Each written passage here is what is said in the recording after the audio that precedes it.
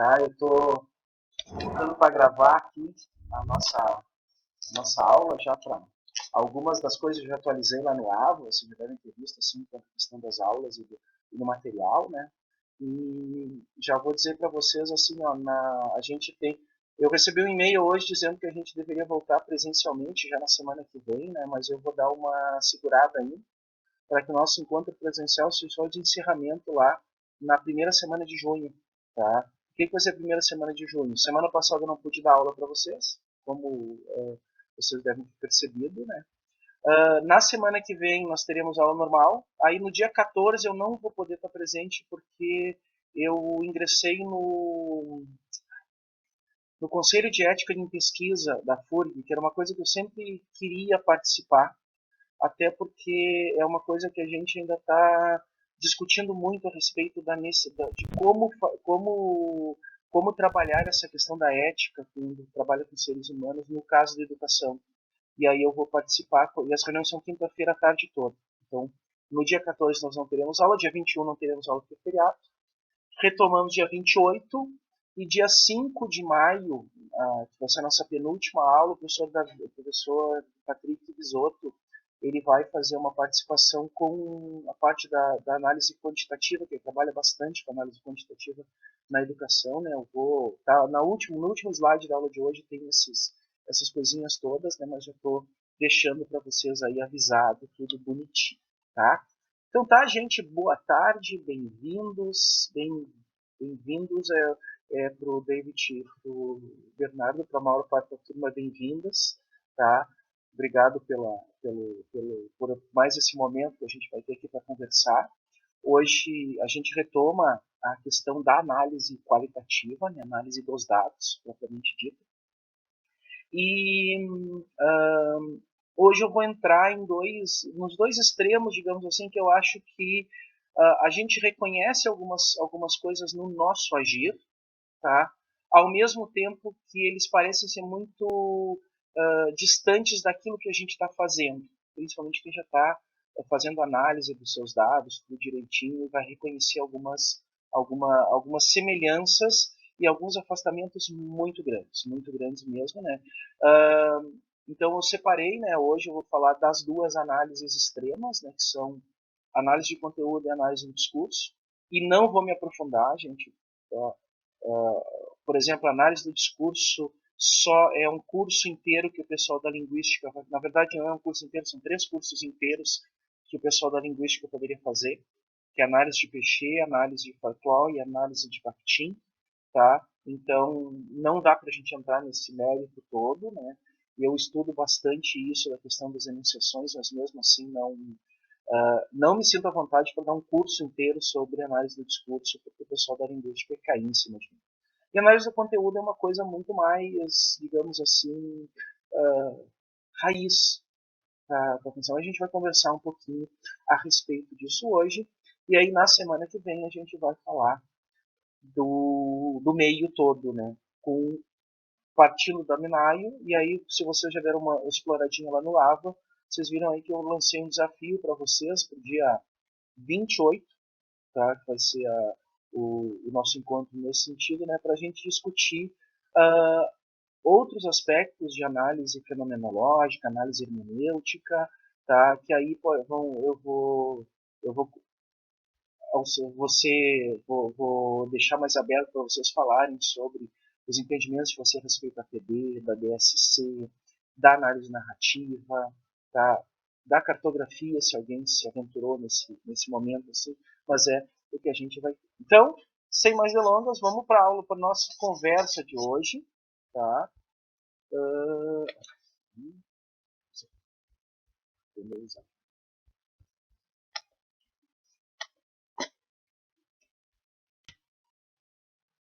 Então, gente, como eu tinha comentado com vocês, a nossa conversa hoje vai tratar, tá, dos tipos de análise, e aí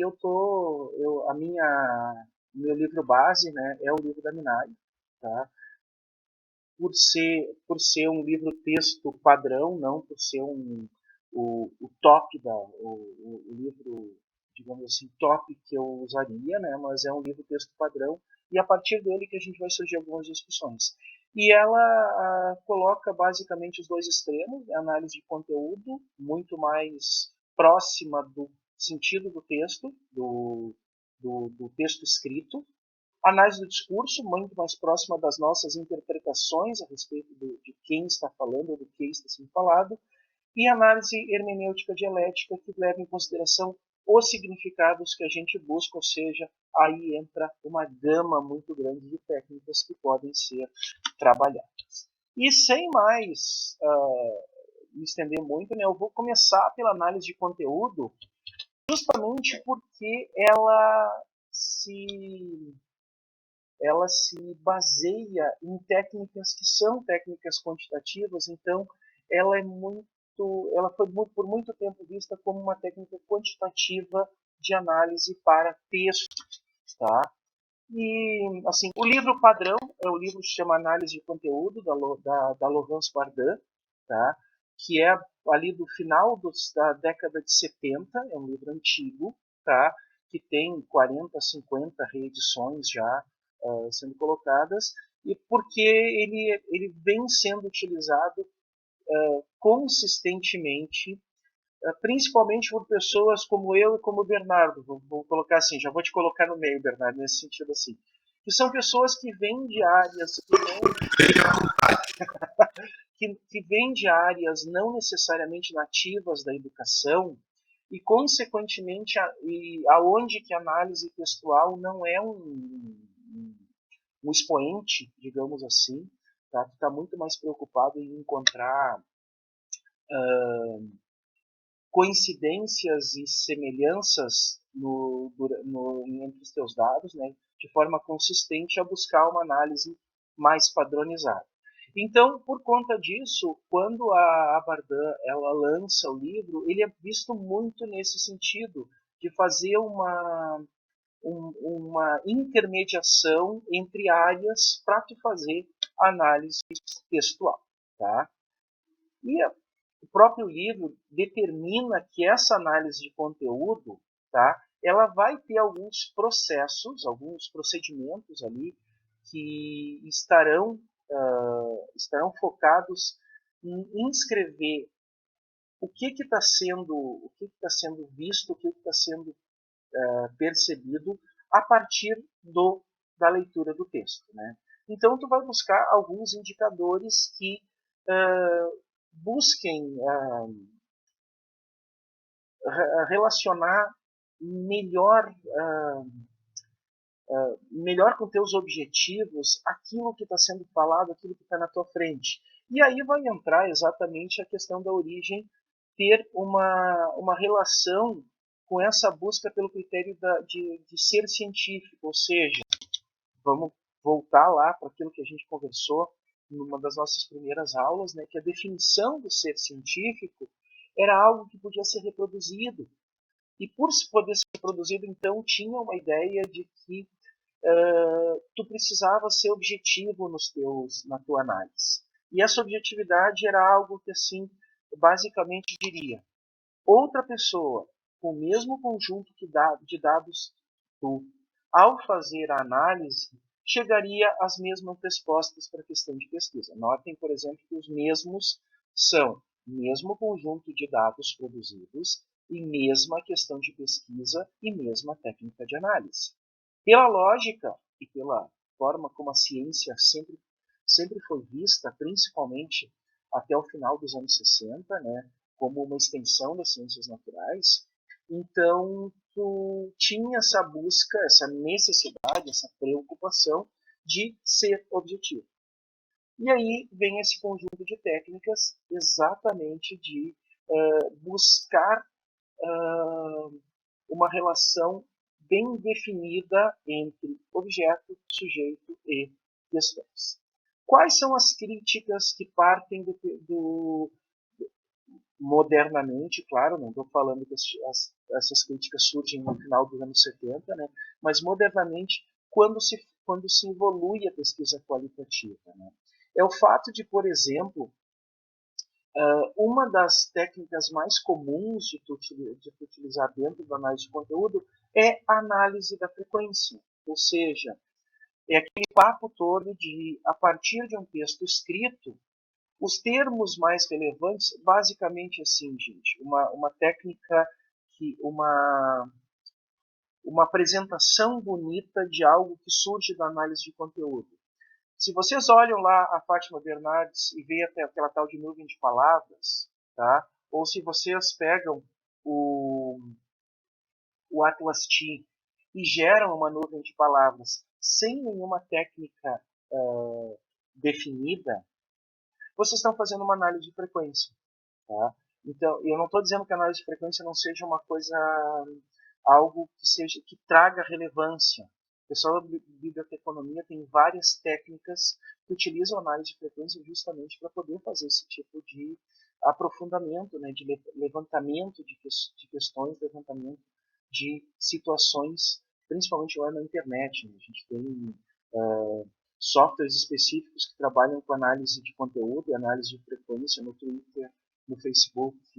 Não, não sei se vai ter no WhatsApp, porque o WhatsApp tem a questão dos grupos, maior parte de grupos privados, né, mas tem essas preocupações. Mas uma das críticas realmente é o fato de que essa análise de frequência seja um critério para ser científico. Ou seja, a partir das muitas ocorrências de um determinado termo, de uma determinada situação, tá? Isso vai permitir que a análise seja objetiva, que a análise seja focada nisso, a partir do maior número de ocorrências. E com isso, essa análise se torna algo científico e não algo muito centrado na tua opinião. E um dos grandes problemas, tá, e aí é algo que eu faço coro quando a gente fala da análise de conteúdo puro e simples, tá, é que é muito difícil tu transpor o limiar, transpor os limites a partir somente dessa análise de frequência. Ou seja, tu não vai conseguir fazer um texto final, tá, a partir de inferências dessas frequências. Tu vai precisar utilizar alguma técnica mista, alguma coisa no meio do caminho que te permita transformar estes resultados que tu encontrou, por análise de frequência ou por análise a partir da ocorrência das palavras, né, para que tu possa trazer uma interpretação mais aprofundada a respeito do que está sendo perguntado. Ou seja, apesar de tudo, tá, a análise de conteúdo ela tem como uma grande fraqueza, inicialmente, o fato de que ela não te permite aprofundar a resposta das suas questões. Ela responde questões de forma extremamente objetiva, e objetiva no sentido daquele negócio de é assim porque os dados estão mostrando, e é relevante porque ocorre mais vezes, tá? Quando a gente conversa com estudantes ou quando a gente entrevista professores, né, a gente vai acabar considerando mais relevante ou considerando mais importante para a nossa pesquisa algumas situações, tá, que são mais próximas, são mais comuns de ocorrer no discurso, mas a gente vai tentando alinhavar isso de forma a responder a nossa questão de pesquisa e aprofundar também a discussão, não somente mostrando que dos 27 professores entrevistados, 24 responderam tal coisa. Tá? Isso é bom numa pesquisa quantitativa, numa pesquisa que a gente quer aprofundar e, digamos assim, balizar uma tese para responder a nossa questão, né? Poder responder essa questão de pesquisa acaba sendo muito sutil, muito tênue essa análise pura e simples. Mas dentro da análise de conteúdo, e aqui começa uma das coisas que vocês vão ver eu falar bastante. Quando nós falamos sobre análise qualitativa, essa análise qualitativa, análise qualitativa de dados, né, ela parte sempre de três espaços. Vamos lá. Tudo bem, Thiago? Bem-vindo. Ela parte de 3 espaços. O primeiro espaço, que é a familiarização com os dados, tá?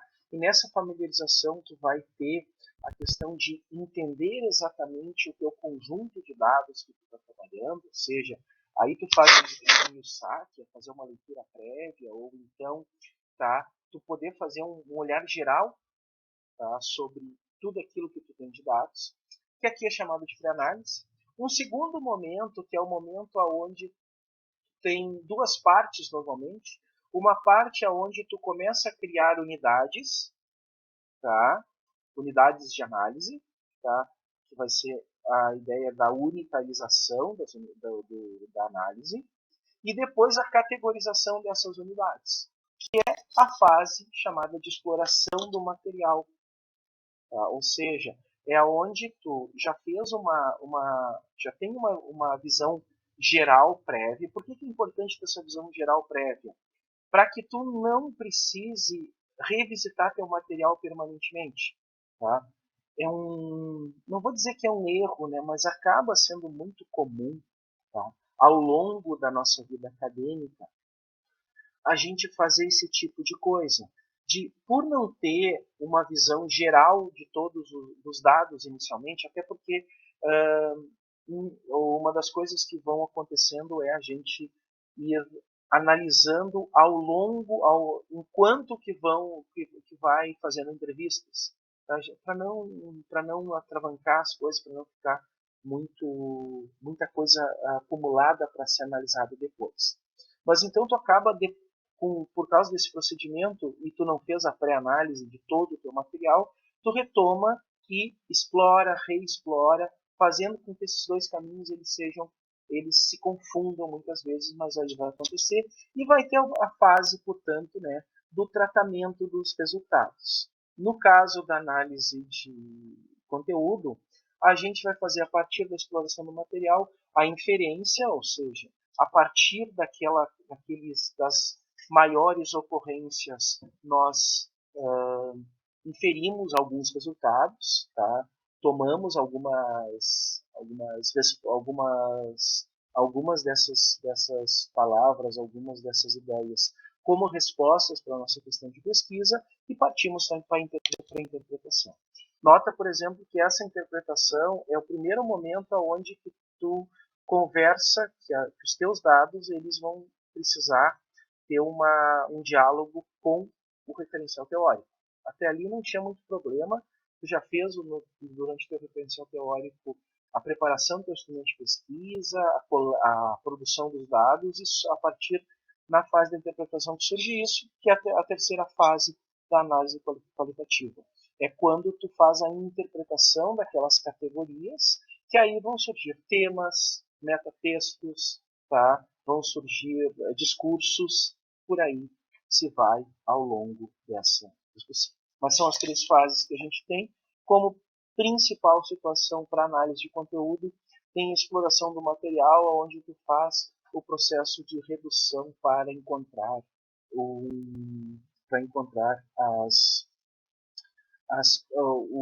as maiores frequências nisso. Por conta disso, a análise de conteúdo é algo que se presta muito para fazer um software, tá? Porque tu tem, digamos assim, indicadores que podem ser trabalhados, que vão ser, por exemplo, vão ser o caso da frequência, vão ser situações desse tipo, ocorrências, né? E por isso a gente pode delimitar no software aquilo que vai ser relevante ou não. Mas não tem nada que te obrigue a usar um software nesse sentido. Tá? Na pré-análise, como está aqui, né, a ideia é sistematizar exatamente todas essas ideias, que tem a leitura flutuante. É óbvio que tu já tem, como tu já tem os teus resultados, isso são os teus dados produzidos. Um dos softwares que é bem utilizado é o Atlas T, tá? que se utiliza para isso. Mas a Microsoft tem um software, tá? Que agora não me foge o nome, que ela trabalha exatamente com isso, que é um software Processamento de texto. E processamento de texto não no sentido do Word, né? Que tu pode criar uma saída com maior número de ocorrência de palavras, coisas desse tipo. Tá? Tem algumas coisas que o pessoal da biblioteconomia também usa, que são específicos para algumas situações, por exemplo, bibliotecas. Né? Tem os softwares de análise de tweets, softwares de análise da internet propriamente dito, mas o que eu lembro assim e que é bem conhecido dentro da nossa do nosso programa é o Atlas T, que trabalha bem com isso. Então, por que as hipóteses e objetivos são bem definidos? Porque afinal de contas é aquilo que nós já conversamos antes, né? De tu fazer a tua produção de dados já com isso alinhavado, com isso já pensado, para que tu não tenha surpresas ao longo do movimento. Tá? Aí depois, por conta das ideias sistematizadas lá, né, na exploração a gente aplica exatamente o que foi decidido, o que a gente pode fazer de forma objetiva para conversar com a hipótese. E aí, no tratamento de resultados, né, uma das coisas muito comuns de acontecer é a questão do teste de validação. E o teste de validação, para quem é da área da estatística, por exemplo, o teste de validação é uma coisa que surge da estatística. Tá? É muito comum na área da pesquisa quantitativa, de tu precisar validar o teu questionário, validar a tua entrevista, para ela ter para realmente tu poder dizer que ela está medindo aquilo que tu te propõe a medir. E aqui tem exatamente isso, por conta de ser uma técnica que surge a partir da pesquisa quantitativa, da análise quantitativa, também tem essa preocupação de ver se aquela unidade que tu criou, aquele resultado que tu inferiu, ele realmente responde à tua questão de pesquisa. Tá? E aí entra o teste de validação. Então, conforme falei ali, né, a questão da pré-análise está exatamente no sentido de organizar o material, tá? E aí saber exatamente numa leitura inicial, tá? Aquilo que pode ser considerado, e por isso que é uma pré-análise, né? Principalmente em elaborar indicadores que fundamentam a interpretação final. Tu faz isso já pensando em ter o material todo na frente, né? Seja porque tu escolheu o documento, seja porque tu já transcreveu tuas entrevistas e por conta disso, tu, com esse corpus da pesquisa, com esse conjunto de dados, te permite já elaborar alguns indicadores, alguns, alguns pontos norteadores que te permitam já direcionar a tua análise, seja para corroborar ou seja para refutar as tuas hipóteses iniciais e criar hipóteses novas. A análise do material, conforme eu falei, né, é a realização das decisões, né, que é o momento de codificação, e aí é bem claro isso, as duas situações. Os dados brutos são transformados em unidades, e olha como na análise do conteúdo, e você não vê isso em geral quando a gente fala, para ter uma ideia de como se confundem essas coisas, né? A unidade é aquilo que emerge da análise, tá? Enquanto não tem a fase de inventorização e categorização, né? Aqui as categorias elas já são unidades propriamente dito. E o que são essas unidades? Elas permitem uma descrição das características do conteúdo do material que tem ali. Então vai ter muito claro isso que pode ser chamado de categoria, no sentido de que as minhas unidades, as minhas fraçõezinhas, elas foram organizadas depois, sejam temas que vão aparecendo, né, que a gente tem que ver como funciona, mas é o momento onde que tu juntou os teus dados sobre a partir das tuas hipóteses, a partir dos teus indicadores que tu já percebeu lá na pré-análise e cria estas unidades, essa organização que te permite codificar teu material. E a partir daí, então, tem duas fases, né? A inferência no tratamento dos resultados, tá? Permitindo, portanto, que tu consiga entender, tu consiga comunicar, a, consiga fazer a comunicação entre o que tu está obtendo, ou seja, essas unidades que estão surgindo da tua análise do texto, com a tua questão de pesquisa. Então, tu vai fazendo exatamente essa comunicação entre esses dois pontos, tá? E aí, como eu falei para vocês, a partir dessas inferências, né, a partir dessas unidades que se comunicam com a tua questão de pesquisa, com aquilo que tu tá buscando entender, durante a interpretação dos dados que se retoma os marcos teóricos, se retoma o teu referencial teórico e se faz uma relação entre dados e a teoria. Então, aqui na análise do conteúdo, justamente por causa dessa visão muito mais quantitativa, tu não tem uma preocupação ao longo do teu procedimento de análise de ficar visitando a teoria.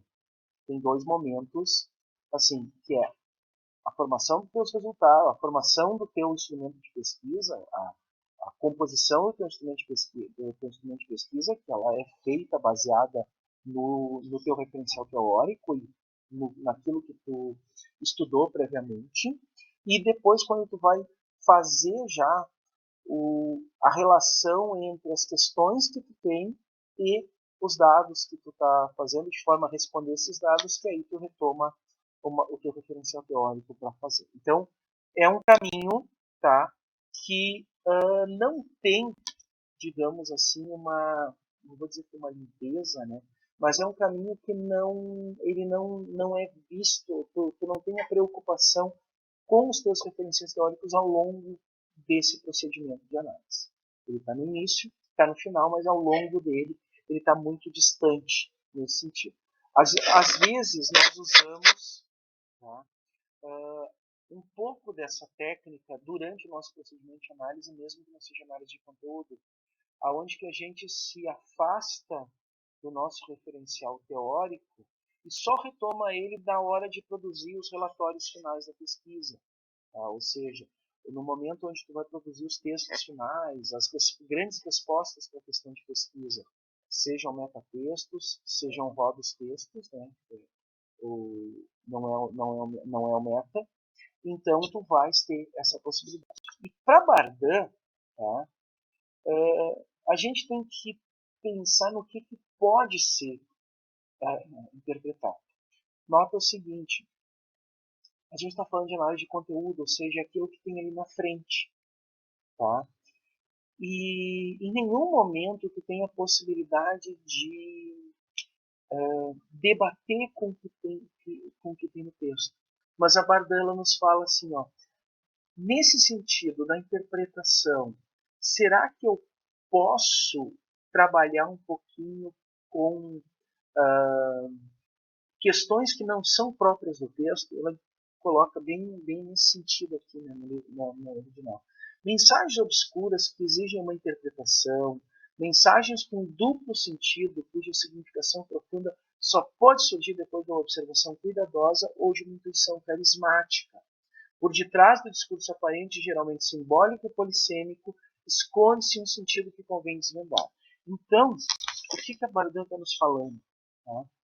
Que apesar desse foco muito grande no texto, quando eu chego no momento da interpretação, eu posso transpor aquilo que o texto está falando. E aí vem uma das coisas, por exemplo, que tem muita gente, por que tem muita gente que gosta. Porque ao contrário de levar durante toda a análise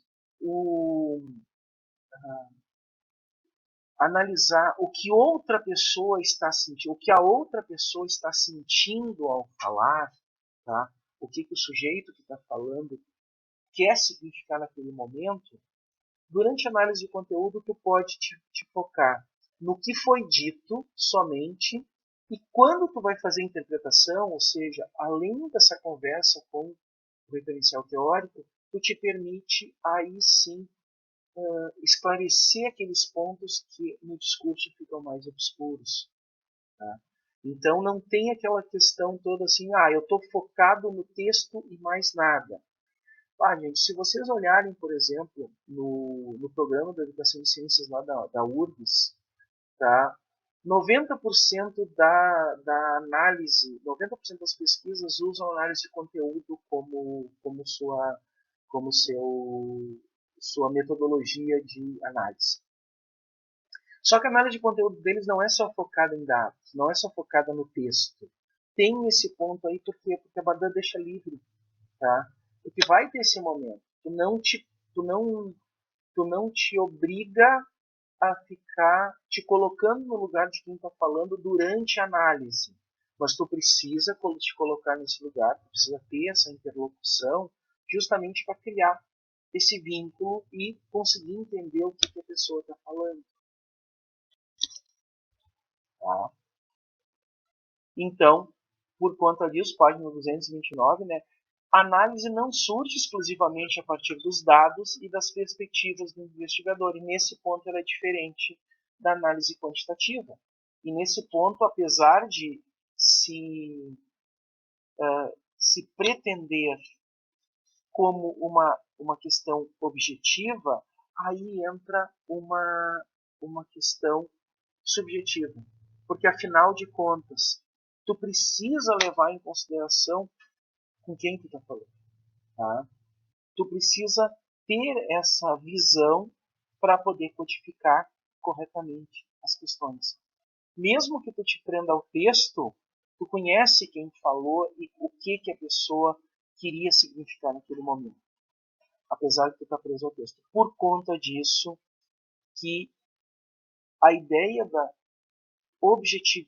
objetividade própria da, da análise de conteúdo, ela não pode ser usada como um critério tão forte assim, porque o subjetivo ainda faz parte. Como toda análise qualitativa, o pessoal que era da análise qualitativa pura, vamos dizer assim, né, que usava isso como argumento, acaba tendo que considerar, né, que não é naquele sentido, apesar da motivação ser muito próxima da pesquisa quantitativa, ela se afasta justamente por isso, que não vai ser na frieza dos dados que tu vai tomar os resultados. Tu precisa conhecer. E por isso, portanto, aquela ideia de que mesmo conjunto de dados, mesma questão de pesquisa, só que pesquisador diferente usando análise de conteúdo, não vão te dar a mesma resposta. Porque quem entrevistou, quem fez a produção dos dados, conhece quem está ali e leva em consideração esses pontos subjetivos a serem trabalhados. Tá? E claro, exatamente por conta dessa interpretação, que o mesmo conjunto de dados também vai poder ser visto de forma diferente de acordo com a perspectiva teórica. Porque é na perspectiva teórica que tu, mesmo tendo o mesmo tipo a mesma base do teu instrumento de pesquisa, que tu vai fazer novas interpretações, novos sentidos, tu construir novas ideias a partir disso, apesar de ter o mesmo conjunto de resultados. Dentre as técnicas mais comuns para isso, né, a gente vai ter olha só, aqui eu não estou falando em nenhum momento de contagem de frequência, né? É análise de expressão, aonde tu tem que levar em consideração a ocorrência das expressões e como ela está sendo utilizada naquele contexto. Análise das relações, e aí tu precisa considerar o envolvimento do entrevistado com o teu campo de pesquisa e com a tua questão de pesquisa exatamente. Análise de avaliação ou representacional, aquela onde tu pega um grupo muito grande para avaliar determinadas situações e a partir disso tu pode criar alguns diagramas, né? Tu pode permitir não uma análise de frequência, mas uma análise a partir daquilo que é visto pelos entrevistados, né? E como os entrevistados percebem aquela situação. Uma coisa que é muito semelhante ao que a gente vai falar depois, né?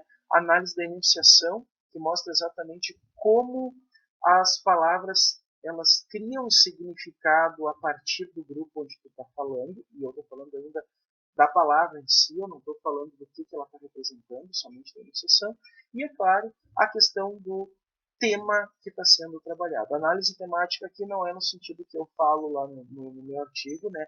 A análise temática aí é os temas em torno dos quais tu tá discutindo, tu está apresentando teus argumentos. E por isso que é uma técnica de análise de conteúdo, isso aqui é muito comum de ser utilizado. A própria Minayo traz nesse sentido estas coisas, tá? Muito bem, eu falei para vocês aqui, e aqui notem que eu comecei falando sobre frequência, tá? E sobre uma coisa muito quantitativa, e encerro mostrando que a análise de conteúdo está muito além dessa contagem da ocorrência de palavras. Ela leva em consideração aspectos que somente alguém que está entrevistando consegue perceber. Tá? E por conta justamente de tu poder perceber mudanças na enunciação, mudanças na forma como são utilizadas algumas descrições nesse sentido, tá? Que te permite também criar novas formas de basear do ponto de vista do referencial teórico, que criam novas questões, que criam novas respostas para a tua questão original. Não se assustem, gente, se é uma daquelas coisas que a gente acaba dizendo assim, pá, quando tu foge da tua...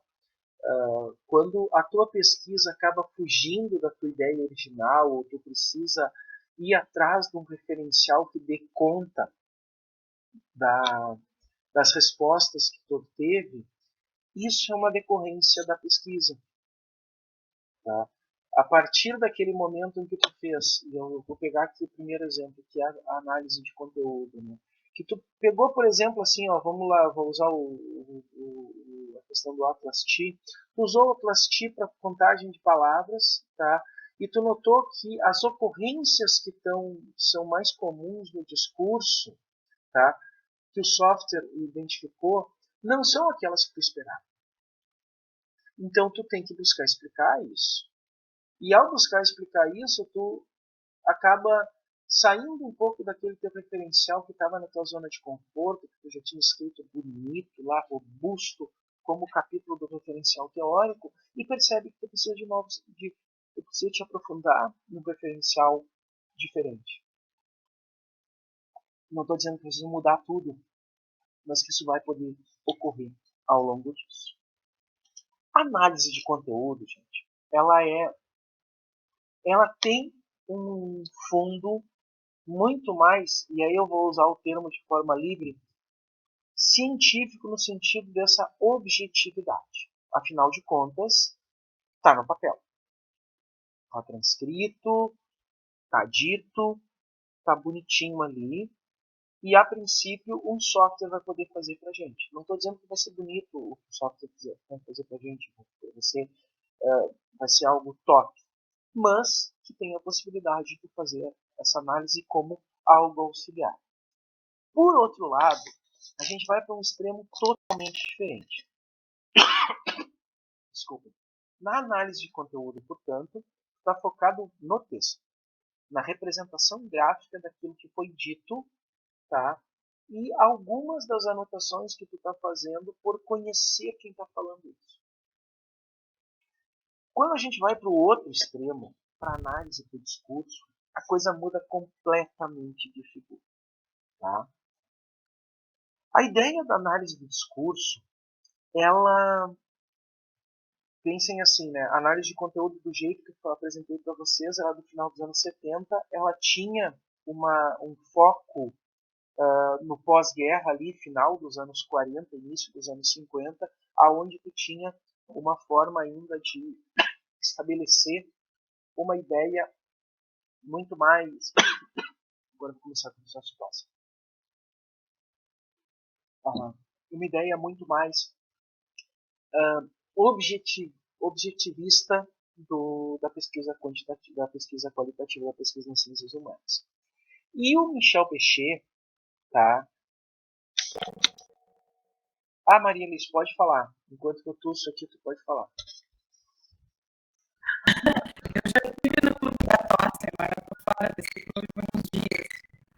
Então, assim, a gente começou a dialogar em UFGIL e construir, inclusive, as percepções relacionadas à análise.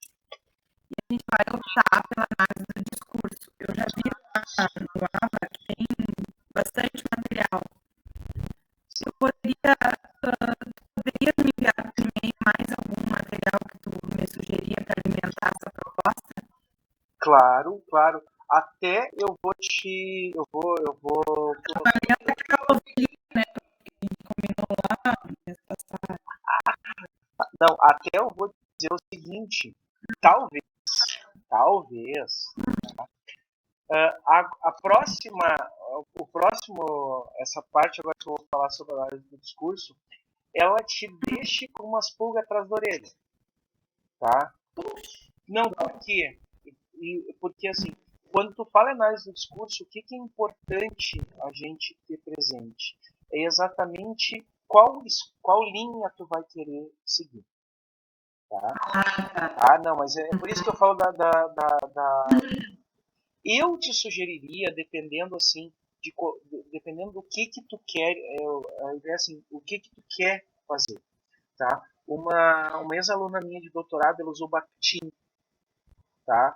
Porque o Bakhtin, ele tem uma ideia, ele trabalha com a ideia da enunciação, tá? Ou seja, ele vai trabalhar o discurso a partir daquilo que é dito e a partir disso, né, da enunciação, não da ideologia, não do sujeito, não do objeto, da enunciação, a partir disso tu vai construindo a tua argumentação. E claro, podem entrar elementos relacionados com o sujeito, podem entrar instrumentos relacionados com a ideologia. Mas eu acho que assim, o Bakhtin, justamente por causa da escola que ele segue, tá? Que é uma escola russa e é uma escola bem crítica quanto a isso, ele se aprofunda muito mais nessa ideia da enunciação. Mas a gente vai conversando, não tem problema. Tem material do Bakhtin, assim, o Bakhtin é um cara, por exemplo, assim, que ali no ILA tu tem 2 disciplinas de linguística só com o Bakhtin, tá?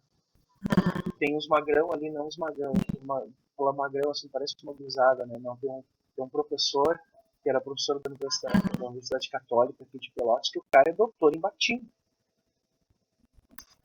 É doutor em Bakhtin, assim como que eu vou falar para vocês do Pechet, tá?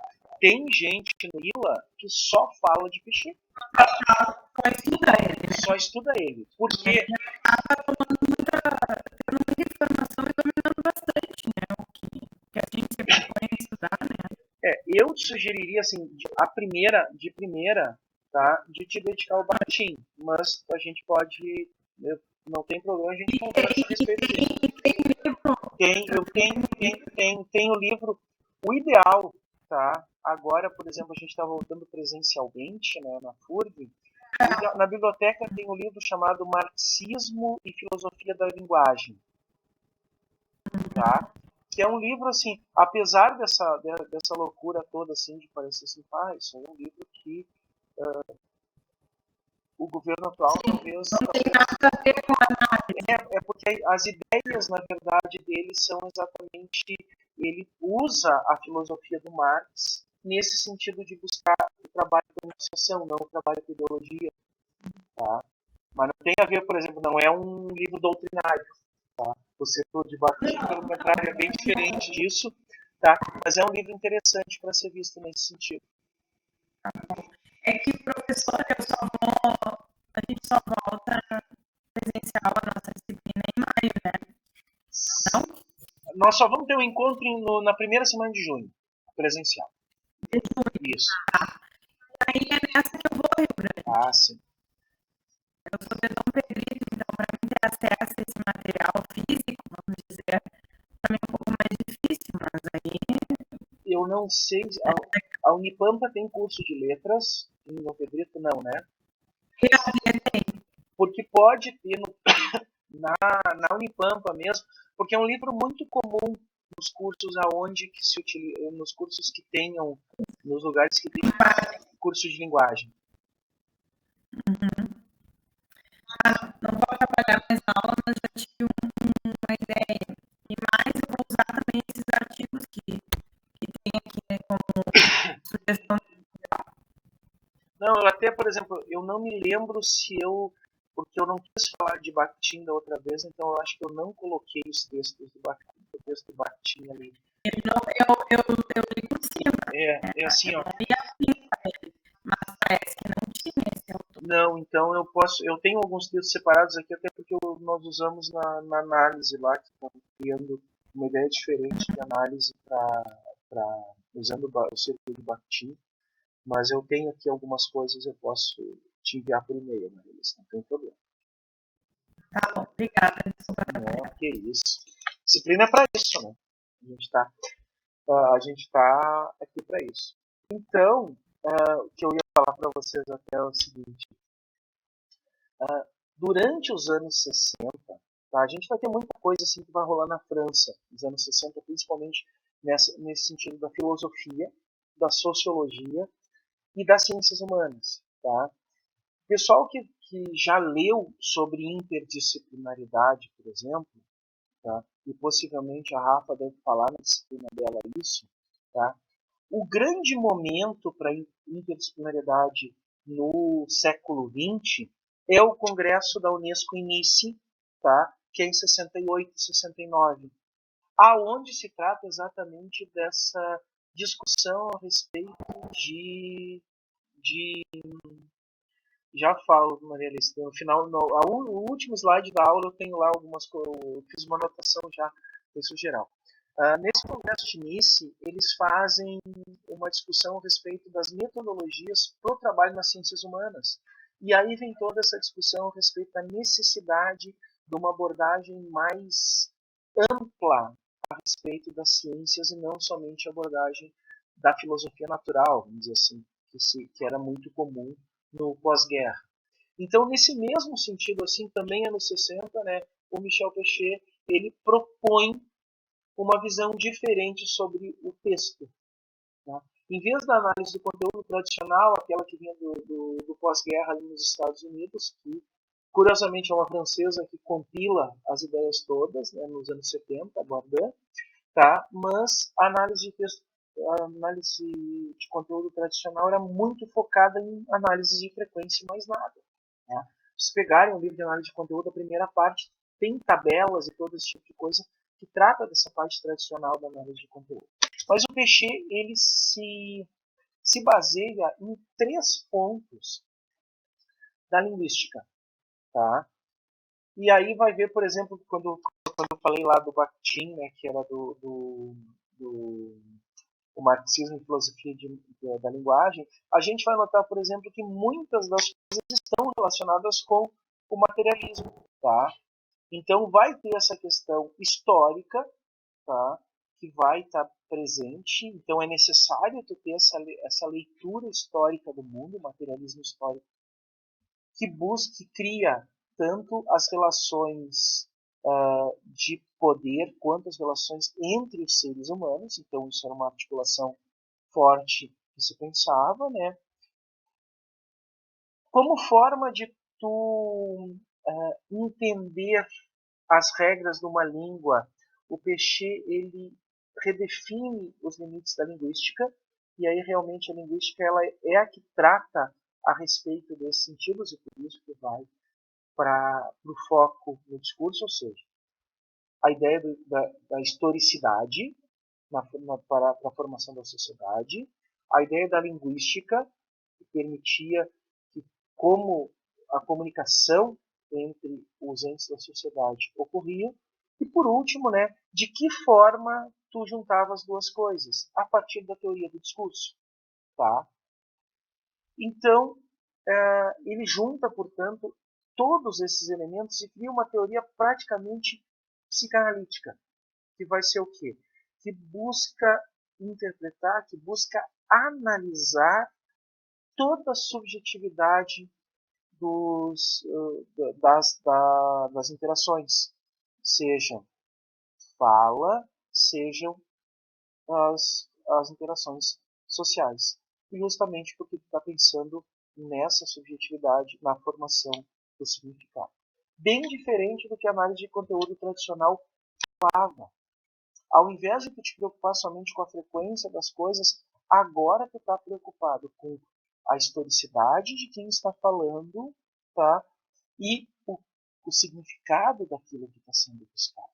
Porque agora o subjetivo impera sobre a objetividade que era buscada, digamos assim, dentro da análise de conteúdo. Por isso que ela não está em extremos opostos desse espectro. Enquanto que uma tem como base a objetividade pura e simples, buscando aquele paralelo com as ciências da natureza, e consequentemente tem isso na teoria, na análise do conteúdo. A análise do discurso ela vai para um caminho totalmente diferente e busca muita subjetividade. Nessa subjetividade, recuperando toda a história das relações e como essas relações elas vão se constituindo e vão ocorrendo através da linguagem, através do texto e coisas desse tipo. Como pressupostos, então, e aí vai ter aquelas loucuras do Peixinho, tá? A ideia, basicamente, assim, ó, o que era? Na análise do conteúdo, tu podia simplesmente pegar um dicionário e, a partir do dicionário, ter analisar o que a pessoa queria dizer. O Peixeira destrói essa ideia. Porque diz assim, ó, as expressões elas não têm sentido sozinhas. Elas precisam ser interpretadas dentro, tá, do contexto que elas foram ditas. Por isso que eu falo assim, tem que pensar qual é a ideologia por trás daquela expressão, palavra, tá? E na busca por isso, ele diz que toda formação discursiva ela tenta esconder essa ideologia. O que ele queria dizer com isso? Não adianta tu analisar as palavras. Primeiro que elas não têm significado extrínseco. Elas não têm o significado absoluto. Elas têm um significado que depende do contexto. E quando a pessoa fala, ela não quer transparecer esse contexto. Então já parte de duas coisas bem diferentes daquilo que a gente estava acostumado antes. Tá? Então, a ideia de analisar precisava entender qual era o processo, como funcionava e como se organizava esses discursos dentro do contexto social. Tá? E aí, assim, ó, como procedimento, a análise do discurso, ela busca, a partir de como a linguagem é expressada, como ela é organizada, ou seja, a partir daquelas expressões faladas, o que está por trás? As suas ideologias, os processos de produção. Por isso que quando a Maria Alice comentou a respeito da análise do discurso, né, a gente tem que saber exatamente o que vai buscar. Para o Peixê, é fundamental tu buscar a ideologia intrínseca. Ou seja, não é o que a pessoa falou, mas é o que ela gostaria que eu entendesse quando ela falou e o que ela gostaria de dizer exatamente quando ela falou. Olha que tem duas ideologias aí. É aquele papo, por exemplo, que você... Oi, Bernardo. Você traz o seu entendimento nessa frase, né? Não é o que ela falou, e sim o que ela queria dizer e o que você entendeu. O que você entendeu está envolvido sempre nesse processo, ou mais o que ela tentou dizer, ou o que você entendeu que ela quis dizer. E como tu tens... Pode falar, pode completar. Tu não consegue fazer a avaliação do que ela queria que tu entendesse, né? Exato, e por conta disso que na ideia, o que é? A ideia é tu buscar deduzir qual é o processo de produção de significado que tem ali, tá? Como está falando assim, a gente seguido escuta esse negócio dos níveis do discurso, né? Tá? Que é o que a pessoa fala, o que ela queria falar, o que a gente entende que ela fala, o que a gente escuta e o que a gente entende do que escuta. São 4 níveis do discurso para ser pensados. E o Peixe ele vai exatamente dizer quais são os processos que estão envolvidos nessa produção de discurso, nessa fala. Tá? Então, tu tem realmente, sim, tem o fato, por exemplo, tu não sabe o que a pessoa queria dizer. Não tem e mesmo que tu pergunte para ela especificamente, mais uma vez, ela vai falar o que ela queria dizer, no sentido de que o que ela quer que tu entenda sobre o que ela queria dizer. É muito louco isso, tá? Mas a busca toda da análise do discurso exatamente tem isso. Por isso que eu falei assim, é longa a discussão, porque dentro da construção é longa a discussão teórica a respeito disso, porque dentro de uma construção simples, tá? Tu vai ter problematizações tuas e tu vai ter problematizações a respeito do significado que aquilo traz. E aí vem exatamente assim, ó. Quem está fazendo a pesquisa e utiliza a análise do discurso até pode investigar, conforme o Peixe diz, né, o modo como o discurso está sendo produzido, mas tu não vai conseguir desvencilhar daquilo que tu está entendendo. Então tem esse viés a ser pensado. Por isso que tem uma subjetividade. Quando a Maria Alice fala assim, nós vamos usar a análise do discurso. A análise do discurso feita pela Maria Alice, tá? Ela vai ter um contexto, porque afinal de contas, ela vai ouvir a pessoa, e aí pode ser assim, tá gravado, tá bonitinho, e a partir do que ela ouve, ela vai buscar entender quais são os modos de produção desse texto. Uma outra pessoa depois que pegue a mesma gravação da entrevista com a pergunta da Maria Alice, com a resposta do professor, da professora, tá? E vai ter uma outra percepção a respeito disso. Por quê? Porque tu abandonou totalmente aquele critério de objetividade. Agora é subjetivo. É aquilo que tu está entendendo. E o Peixe recupera esse tipo de coisa, dizendo assim, olha, não tem como separar as duas coisas, tá? Não tem como... Professor, mais uma questão só.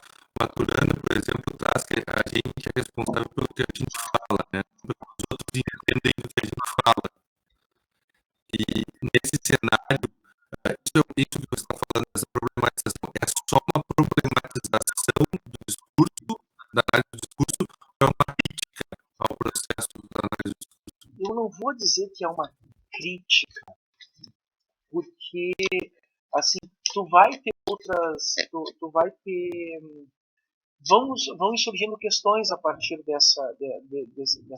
desse problema que tu vai levantando. Porque, afinal de contas, é a partir dessa construção, né, que tu está fazendo que tu está buscando investigar.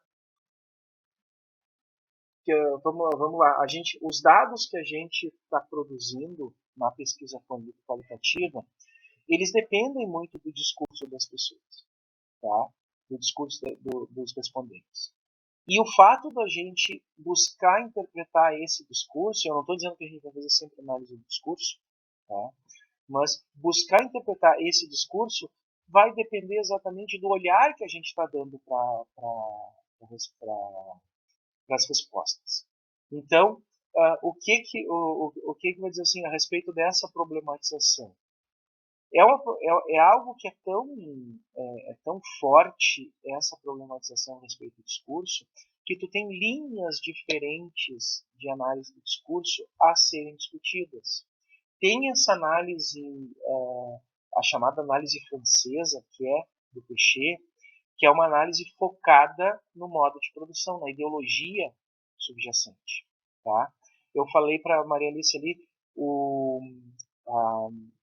a escola russa, né, o círculo de Bakhtin, ele está focado na enunciação, ou seja, ele está mais preocupado com o discurso em si do que a forma que ele foi produzido.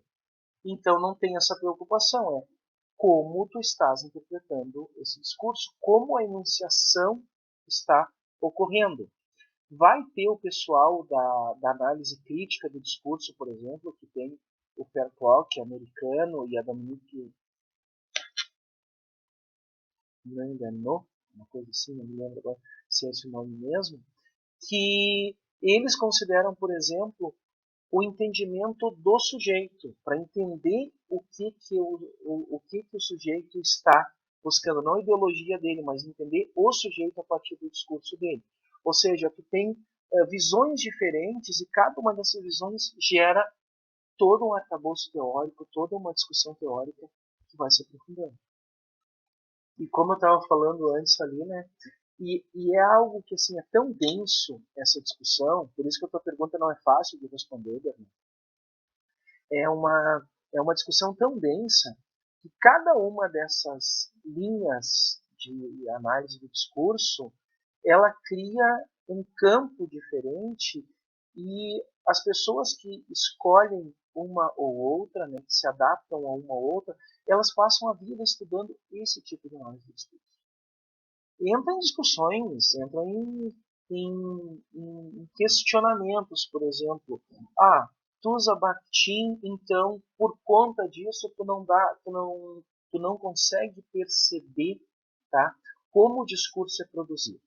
E por isso não vale a pena ler os teus trabalhos. Aí eu digo assim, mas tu usa Pechet e o Pechet nunca está preocupado com o discurso em si, e sim com tudo que está subjacente, tudo que está por baixo dessas falas. Então tu nunca vai conseguir, tu não vai conseguir botar as pessoas na mesa para conversar e eles vão conversar sobre a mesma coisa. Né?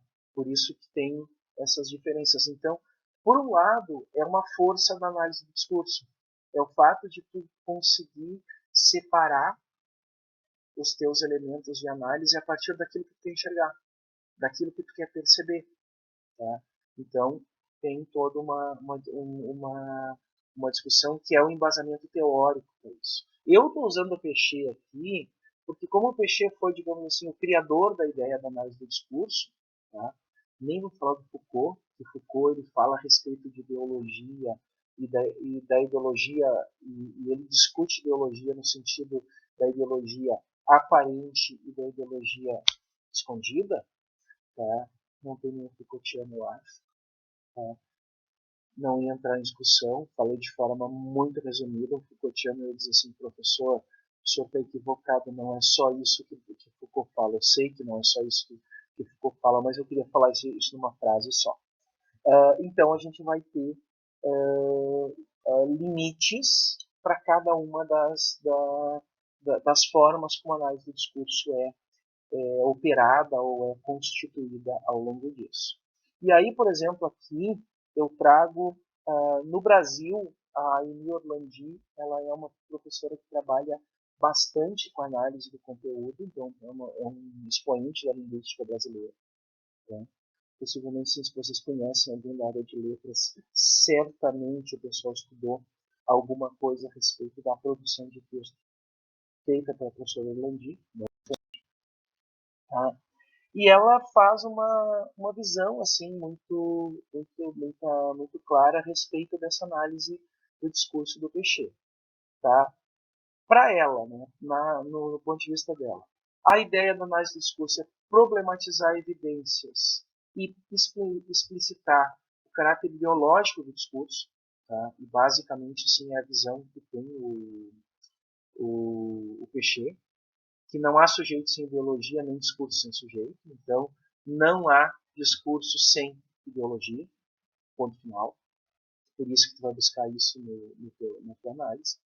E é claro, assim, como essa ideologia, como eu falei antes, assim, ela é dissimulada durante a tua enunciação, tu precisa buscar, tu tem que entender como esse discurso pode ser utilizado, tá, de forma a garantir a dominação, a manutenção do status quo, a manutenção daquilo que está posto. Tá? Então ela é uma coisa que acaba sendo, apesar de não ter o crítica no nome, ela surge como algo extremamente crítico, como era de se esperar, principalmente para o pessoal da França do século XX, final da década de 60. Né? Então, olha só, a análise do discurso, ela pensa em tu olhar para a linguagem não com aquele olhar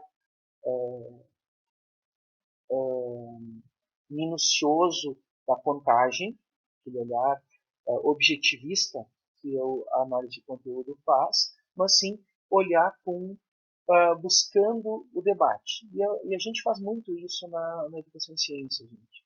A gente não precisa fazer análise do discurso, né? Mas é a partir dela que surge essa ideia, surge essa questão de tu olhar com mais afinco, com mais preocupação, com mais detalhe, né, no debate a respeito daquilo que está sendo falado. Tá? E basicamente, né, a ideia é aquela que tu não tem mais ali a ideia do texto como uma questão absoluta, mas basicamente o texto, a fala, ela vai portar o sentido, o contexto que vai trazer esse sentido. Por isso que a gente busca esse tipo de coisa. Tá? Então, nesse sentido, né, do texto não ser um absoluto, mas sim algo que a gente vai buscar os sentidos a partir do contexto dele. E pelo olhar de debate que a gente tem sobre esse texto, que a gente vai aparecer como análise do discurso como uma visão crítica sobre a linguagem. E por conta disso nasce toda a área da linguística a debater exatamente esses pontos. Tá? Então tu vai ter assim, ó, como o Orlandi falou, tá, a respeito daquela questão da linguagem como instrumento de dominação, de manutenção do status quo, né, é de perceber, por exemplo, dentro da linguagem, e aí vem a questão toda estrutural da ideologia, né, que são os lugares bem definidos dentro de uma estrutura social, de uma estrutura já pré-determinada. Que aí vão ter exatamente essas visões de quem fala e de quem escuta. Tá? Patrão operários, padre fiéis, pai filho, esse tipo de coisa, vai ter exatamente essas questões justamente para a gente ser chamado a atenção para isso. E eu estou falando nesse sentido da ideologia que está sendo trabalhada, ou seja, o sentido intrínseco daquilo que está sendo pensado. E exatamente por conta desse sentido intrínseco, né, tem que se entender que quem fala, tá, a posição de quem fala afeta o discurso. Por quê? Porque tu precisa entender o contexto, e é exatamente isso, porque que o texto puro ele não está sendo utilizado agora. Porque tu precisa entender o contexto. A mesma pessoa em contextos diferentes, ele está falando dos contextos sociais, num contexto onde que ela é subalterna e num contexto onde que ela é chefe, tá? Ela vai proferir o mesmo texto com discursos, com entonações, com ideias diferentes. E isso é o que a análise do discurso faz, ou seja, do entendimento. Lembrem lá, né? A análise do conteúdo que tinha que saber com quem estava falando para poder auxiliar na hora de ler o texto. Aqui, mais do que isso, tu tem que saber quem está falando e qual é o contexto que a pessoa está falando. Tá? E nesse sentido, a análise do discurso traz muita coisa, às vezes de uma, duas, três pessoas. Volta lá para aquele papo, Bernardo, do que é um N bom. Para análise do discurso, às vezes uma pessoa, tá? Fazer análise do discurso de uma pessoa já é um N fantástico.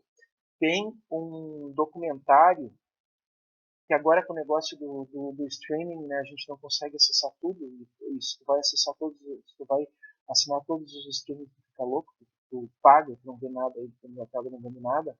O pessoal do Discovery Plus, ele tem um documentário a respeito da análise corporal do Trump, dos discursos do Trump, aonde faz toda a análise assim do contexto, onde está sendo falado, é uma análise do discurso bem, bem focada, assim, que junta o contexto que ele está falando, a situação, as ações dele em relação a como ele profere as palavras.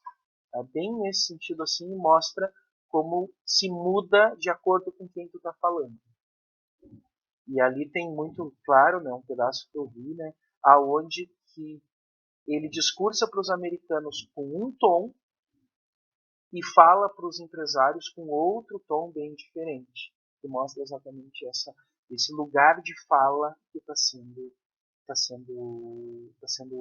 ocupado, está sendo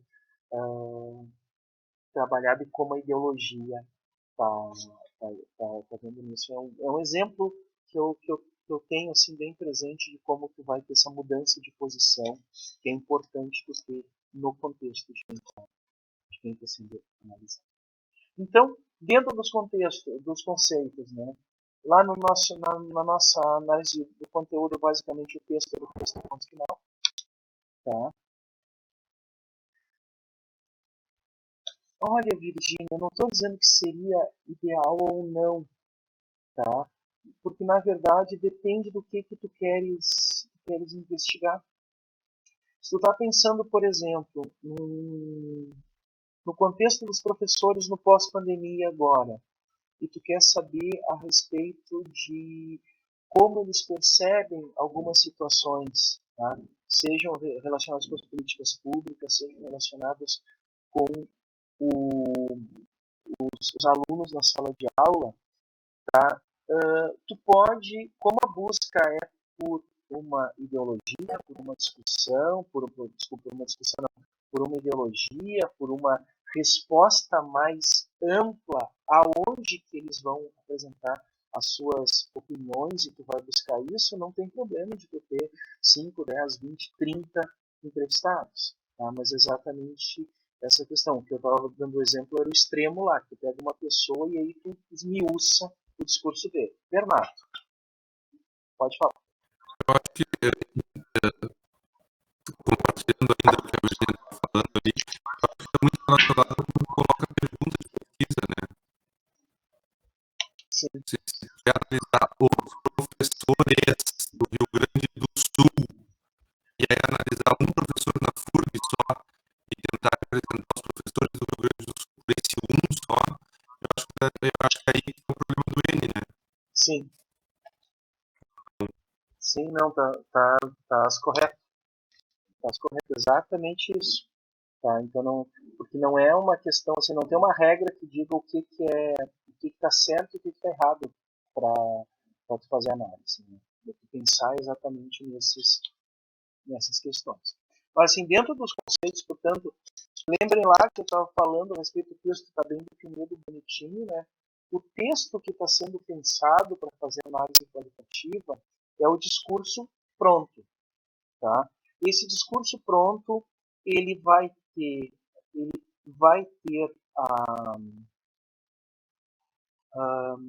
todas as relações constituídas, todos bonitinhos, mas ele é um texto que está escrito ali, tá? E a partir dele que tu vai fazer possíveis recortes. Nota que esse texto, ele não é o discurso em si, tá? Ele é o texto que está transcrito, todo bonitinho. O discurso, ele pressupõe, o discurso a gente sempre está pensando numa pessoa falando, né?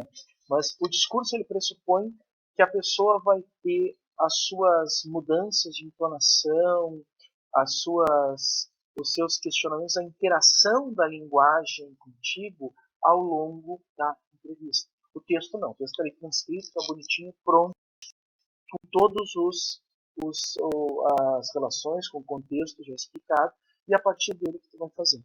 Tá? E é claro, assim, ó, como a gente fala do discurso, e é por isso que assim, a transcrição e os softwares de transcrição, por exemplo, aí tem vários softwares pagos que são softwares para transcrição, eles são softwares que eles não, na maioria, eles não fazem uma diferenciação ou eles não dão tanto valor para o silêncio. Tá? E aí a Minayo, ele vai colocando, ela vai colocando, né, assim, o silêncio também é uma produção de conteúdo, produção de discurso, tá? Porque, afinal de contas, a partir desses silêncios que tu pode verificar algumas ideologias que estão subjacentes. Como ela fala na página 214 do livro, o silêncio conseguido pelo opressor é uma forma de exclusão. O silêncio imposto pelo oprimido pode expressar formas de resistência. Ou seja, a mesma situação não é uma palavra, é uma ausência de palavras, tá? Ela te permite duas interpretações a partir do contexto onde está sendo falado, do contexto onde não está sendo falado, né?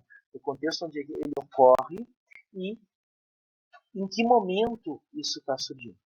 Tá? Então tem essas questões exatamente a respeito do silêncio e do quanto ele vai ser importante. Tá?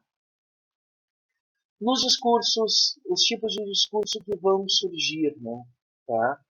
Eles pode ser um discurso lúdico, aonde tu tem a possibilidade de interação, e essa interação é uma interação simétrica, ou seja, tem possibilidade de discutir, de conversar com a pessoa sem nenhuma preocupação com as suas respostas, né? Vai ser um diálogo realmente.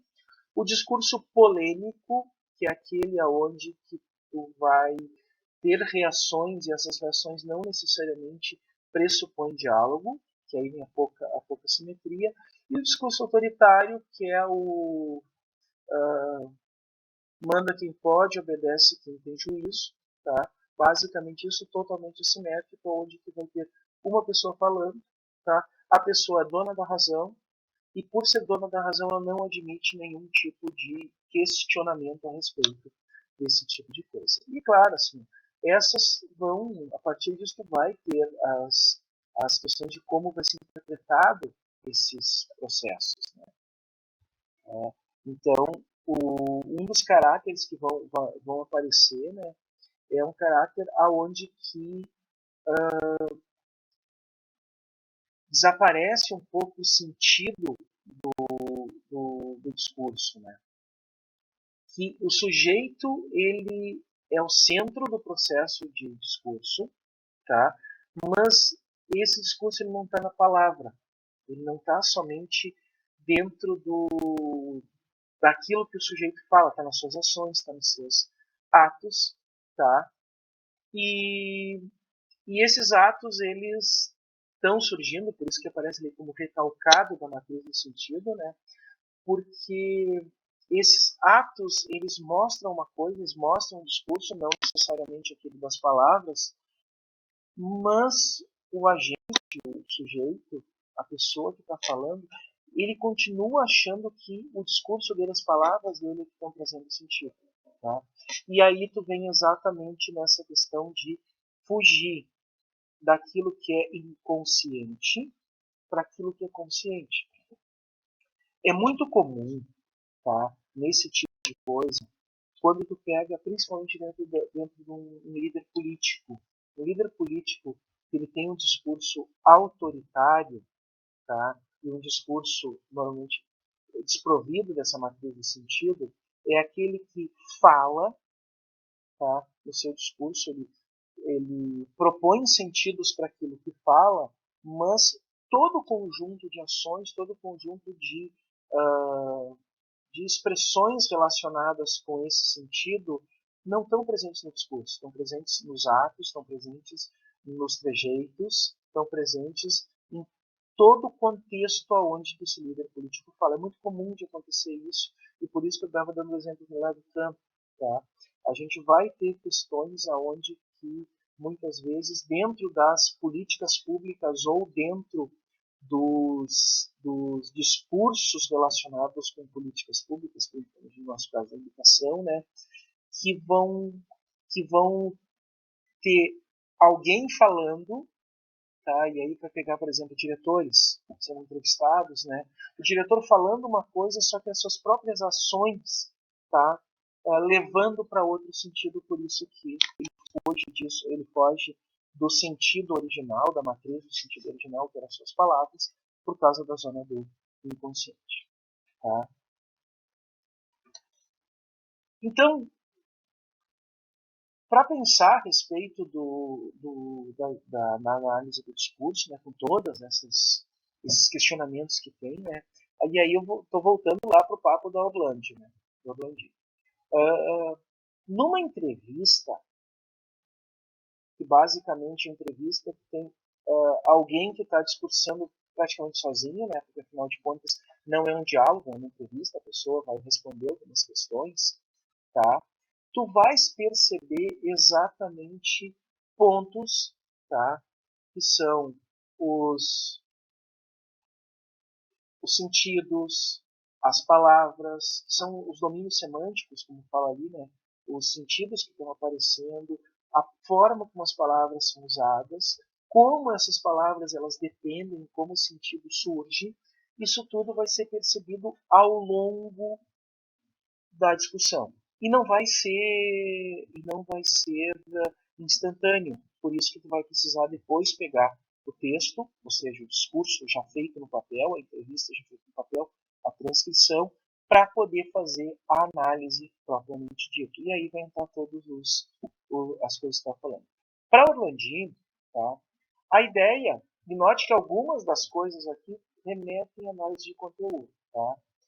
Tem o primeiro ponto, é uma análise puramente léxica, ou seja, as palavras do texto, exatamente para entender como são utilizados todas as classes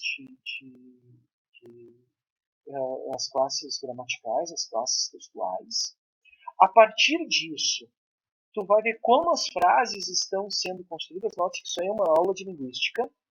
A partir da construção de frases, como essas frases se unem de forma semântica, como é que elas passam significado. E, por último, depois de entender como elas passam significado, qual é o sentido, pensando naquilo que o Peixe falou lá, no caráter histórico, no caráter social, usando a linguagem como mediação para as relações sociais, que aí aparece a produção social do texto. Quais são as críticas para análise do discurso? Tá? A Minayo vai colocar ali as advertências teóricas da análise do discurso sobre as condições de produção da linguagem são o lado forte da teoria que pode estar presente em qualquer análise de conteúdo. Não tem problema. Tá? Uma das críticas fundamentais é que não existe precisão. Como é uma técnica altamente subjetiva, tá? Tu não consegue retomar algo a partir de uma análise prévia. Tá? E a outra coisa é que assim, o Peixe ele é um estruturalista. O Foucault vai ser pós-estruturalista depois, ou seja, ele está focado nessa ideia da relação entre as estruturas. Tá? Aquela construção do andaime lá bonitinha, que tudo está sendo amarrado direitinho. Por estar muito focada nesse ponto assim, de tu construir, e aí o estruturalismo ali mostra essa questão de amarrar os sentidos aquilo que está sendo construído historicamente, socialmente, coisas assim, não te dá uma flexibilidade suficiente para levar em conta o sentido. Porque, afinal de contas, tu está falando de ideologias e ponto final. Tá? E, além disso, né, se tu pensar numa análise do discurso que seja automatizada, isso não é o Peixe, é o PV, tá? Que vai pensando, por exemplo, na separação, né? Não permite que tu consiga entender as relações dialéticas que estão presentes nas relações sociais. Então, tu tem essas críticas, por exemplo, apesar de toda essa discussão em cima da construção do sentido, a construção do sentido está muito amarrada ao teu aporte teórico, à tua discussão teórica inicial. E aí tu vai ter, por exemplo, como eu tinha falado assim, as diversas escolas, porque cada uma dessas escolas tem um aporte teórico diferente. E por ter um aporte teórico diferente, não vão tratar da mesma coisa. Tá? E vão ter focos diferentes ao longo da discussão. Tá? Tem um artigo lá no AVA, né, da Cariniato e da Multi, que surgiu de uma disciplina de análise do discurso, lá na URGS. É antigo, mas é bonitinho. Tá? Que fala bem, assim, apresenta de uma forma bem resumida isso que eu falei na aula de hoje, né? Mas que faz algumas comparações entre as duas como técnicas, né?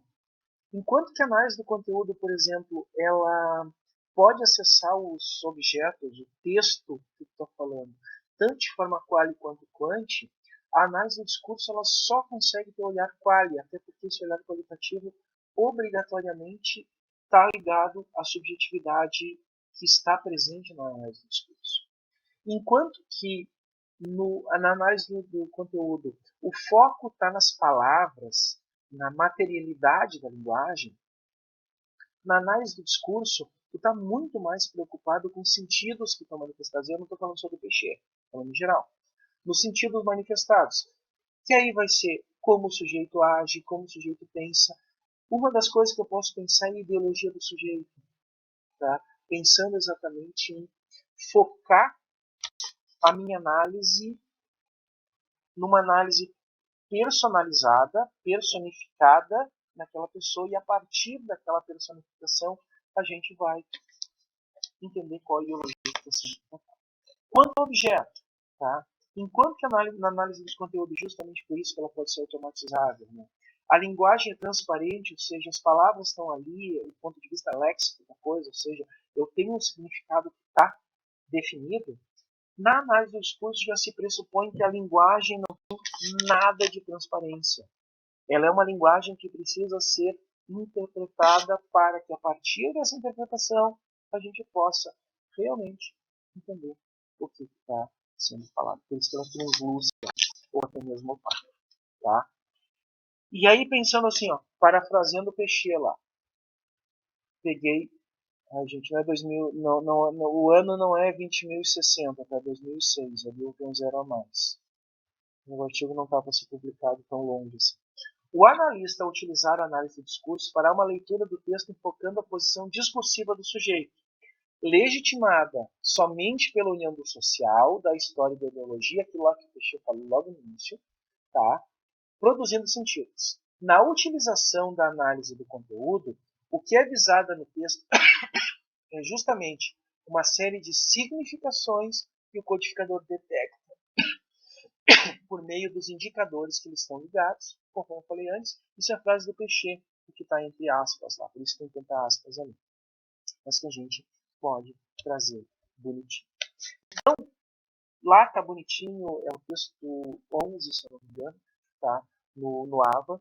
É muito interessante, assim, porque faz um apanhado geral das duas e compara as duas coisas, pensando que a Cariniato ela é uma professora da área da linguística, né, a área da análise do discurso, por isso ela vai valorizar mais a parte da análise do discurso, mas mostra no final ali, isso é partindo da conclusão, né, que mostra que o próprio Peixe mostra, aponta, né, que o próprio Peixe mostra que a análise do conteúdo ela tem potenciais para trabalhar o próprio texto. Muito bem, gente. Eu achei que a aula ia ser curtinha, mas não foi isso que estou pensando. Semana que vem a gente chega de trabalhar de Peixe, chega de trabalhar com análise de conteúdo, com a Bardan. Vamos falar um pouquinho menos dos franceses lá, vamos para uma coisa que a gente está trabalhando, né? E vamos centrar em bases teóricas que ficam entre esses dois extremos. Nem totalmente objetivo, nem totalmente subjetivo. Vamos trabalhar com a Minayo e com a análise hermenêutica dialética. Por que eu escolhi isso? Porque é um termo geral. Tá? Serve para qualquer coisa, vocês vão ver ali que cabe qualquer coisinha no meio disso, mas eu vou pegar a partir dela e já estou encaminhando, né, nas semanas posteriores, a gente vai falar um pouquinho sobre ATD e DSC, tá? Eu convido vocês para dar contribuições. Se eu não me engano, eu já abri o AVA lá, tem um espacinho para ser colocado isso, eu vou colocar isso em forma de fórum para a gente poder ir debatendo, vai ter tempo para esse tipo de coisa. Ou até mais aqui não entra ainda, porque o que eu vou combinar com vocês, gente? Semana que vem, tá?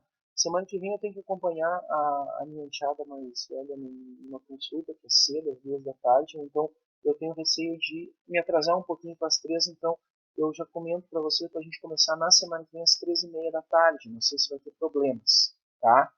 Na semana seguinte, dia 14, como eu estava falando no início, assim, eu fazia bastante tempo que eu queria participar do Conselho de Ética de Pesquisa da FURG, né, até para entender um pouquinho, porque a gente tem o nosso CEP é fundamentalmente da área da medicina, da área das ciências médicas, e a gente está discutindo essa questão da ética da pesquisa da educação.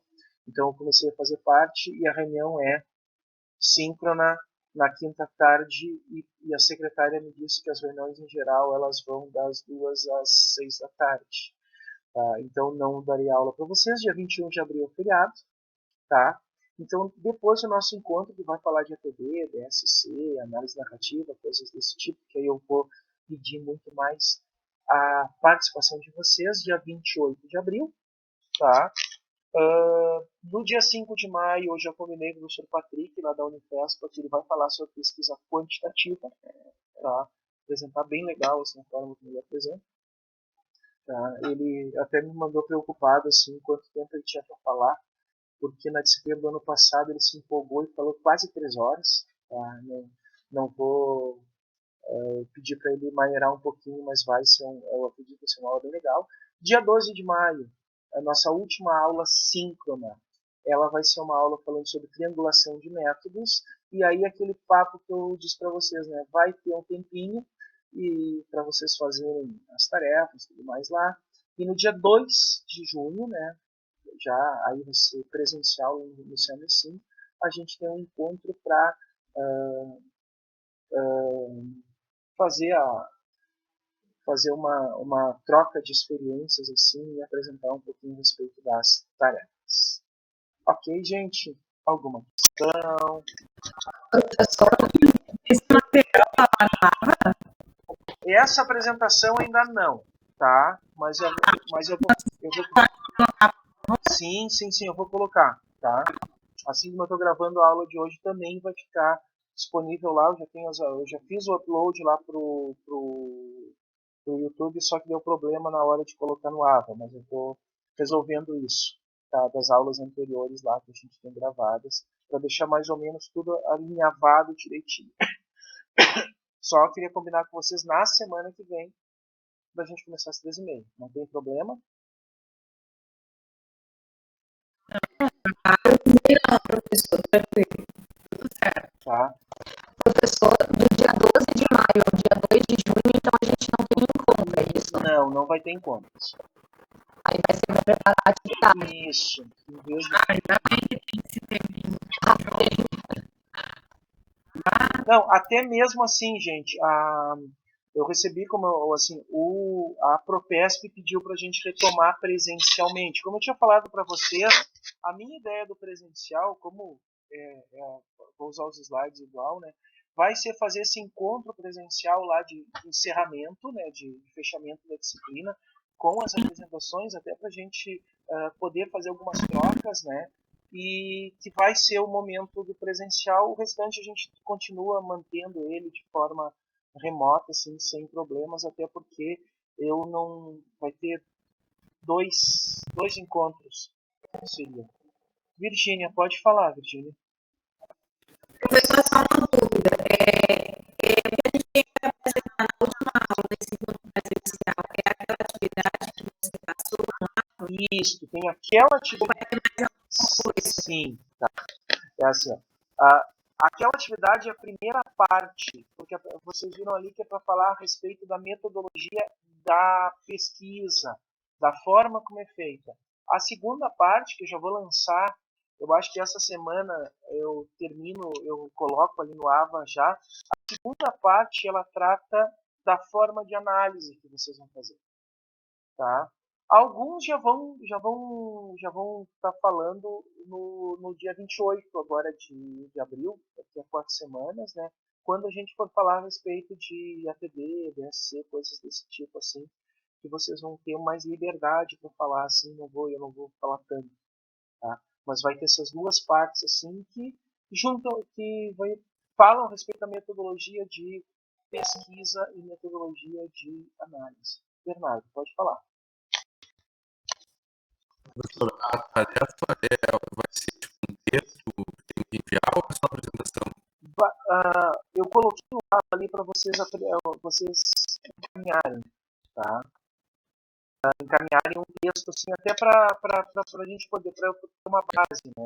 Mas no dia lá vai ser uma outra metodologia? Isso. Outra metodologia possível ali. Aí, assim, ó. Virgínia, fica liberado. Como a gente vai fazer presencial, né? Se fosse fazer no AVO, o ideal seria cada um fazer os slides, né? Mas, como se fosse fazer aqui no Jitsi. Como vai ser presencial, não tem problema de dizer assim, eu vou falar basicamente, né? Porque ia ser só texto nos meus slides, então eu vou comentar algumas coisas com vocês a respeito desse pensamento. Não tem problema, a forma de apresentar bem livre, tranquilo. Cada um vai ter ali 10 minutos, 5, 10 minutos no máximo. São 25 minutos, senão a gente vai ficar quinta-feira até as 10 da noite lá.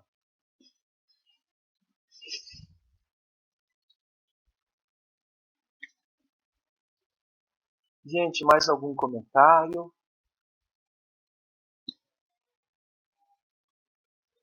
Então tá, gente. Combinamos, então, semana que vem, a aula é 13h30, tá? Mesma coisa aqui, tranquilo, tá funcionando bem. A única coisa que eu não gosto do Jitsi é que eu não posso ficar olhando a tela. Se vocês fiquem com as câmeras fechadas, eu posso ficar olhando para a tela, né? Porque a apresentação fica muito pequenininha, mas tirando isso, tranquilo. Bueno, então, gente. Agradeço a presença de vocês por hoje, né? Vou colocar o material lá no AVA. E, Maria Alice, assim que eu achar alguma coisa mais do Batinho, eu te mando por e-mail, tá? Prof. É aquele combinado que o Bernardo achou que eu já estava aprovado na disciplina, Bernardo, mas não está no freezer ainda. Nem saiu de tão pedido. Por que tu acha que a atividade é presencial? Não apareceu, zerou a disciplina. Ó. Tem que levar em mãos. Ô, Maria Alice, por que tu acha que é mais cabecinha? Porque tem uma churrasqueira lá atrás. Mas ele vai querer levar para casa, né? Porque fazer os alunos passar todo esse tempo na frente do computador e não levar nada para casa. Pior que vai ser de tarde, né? Se nós fizéssemos... Aí eu vou ver com vocês. A princípio pode até ser mais cedo para não se estender muito. Eu vou ir dar um pedido, professor. Eu vou dar um pedido nesse dia. Eu não moro em Rio Grande, eu moro em Pelotas, então eu também tenho que me deslocar. Mas quando eu me propus, eu sabia, né? E quando eu me inscrevi também na disciplina, eu também sabia dos horários, só para me dizer que se pudesse ser mais cedo para mim. É bem possível que a gente comece... Bem no meio da manhã, a gente almoça aqui na minha casa e a gente vai para Rio Grande junto. Tá bom, Gabi, tá bom. Discussão. A gente passa aqui na esquina da minha casa, pega o professor e vai, porque ele é meu vizinho, a gente passa a manhã e vai tudo junto. Legal. Sabe que eu tô louca por esse dia. Já que terminou de contar para vocês que foi uma reunião de pais da minha filha e a esposa do professor Luiz, casualmente, é coordenadora, né? Daqui a pouco vem uma baixinha, assim, que nem eu caminhando. Olha, Gabriela, quem é que tá aqui? E eu olho pra trás e vejo um homem alto. E eu não tô sabendo quem é. E ela disse, é o Luiz, eu acho que ela chama o professor, é o Luiz. E eu olho pra cima e digo, meu Deus do céu, que homem bem grande. A gente fazia uma ideia de homem bem baixinho. Oi, Gabriela, tudo bem? Eu não sabia que você estava falando de vergonha.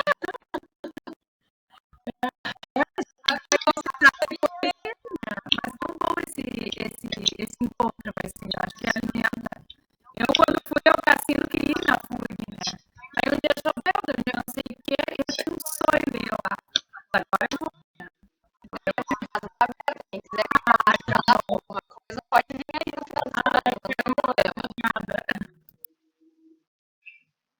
Tá bom, então, a gente nos conversando. E depois Gabriel, vai chegar tudo de comitiva na sua casa. Não tem problema. Aqui em casa assim, eu adoro casa cheia. E posso trazer os filhos, porque eu tenho filho, eu tenho brinquedo, não tem problema nenhum. A gente aceita. Gabi pede o cartão de vacina, né? Eu vou pedir o cartão de vacinação para fazer uma combinação bem boa.